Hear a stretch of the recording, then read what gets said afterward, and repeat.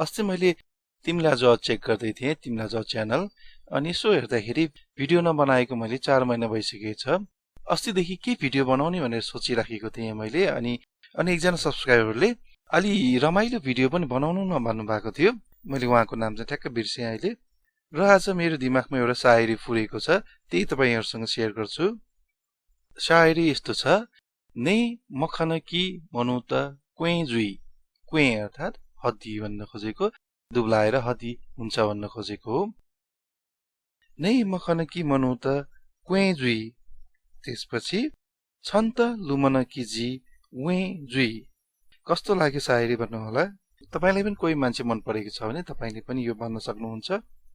र अब यसको नेपाली ट्रान्सलेसन म भन्छु।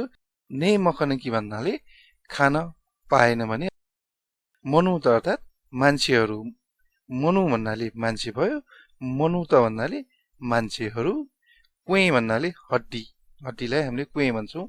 कुखुराको हड्डीलाई पनि क्वें नै भन्छौँ। त्यस्तै गरी राँगाको हड्डीलाई पनि क्वें नै भन्छौँ हामीले। त्यस्तै गरी जुई भन्नाले हुन्छ भन्न खोजेको हो।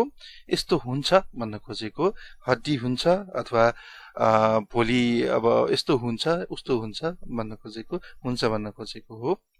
कसैले यो तिमीलाई दिन्छु हुन्छ भन्दाखेरि हुन्छ भन्छौँ, त्यो हुन्छ चाहिँ होइन, भोलि यस्तो हुन्छ पर्सि यस्तो हुन्छ भन्न खोजेको हो। त्यस्तै गरी अर्को चाहिँ छ छन् त।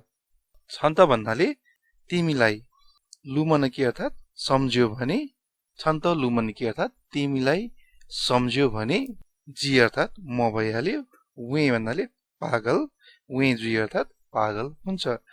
वें भनेको केटा मान्छेलाई हुन्छ पागल, उई भन्नाले केटी मान्छे, उई उई अर्थात पागल नि फिमेललाई जनाउँछ।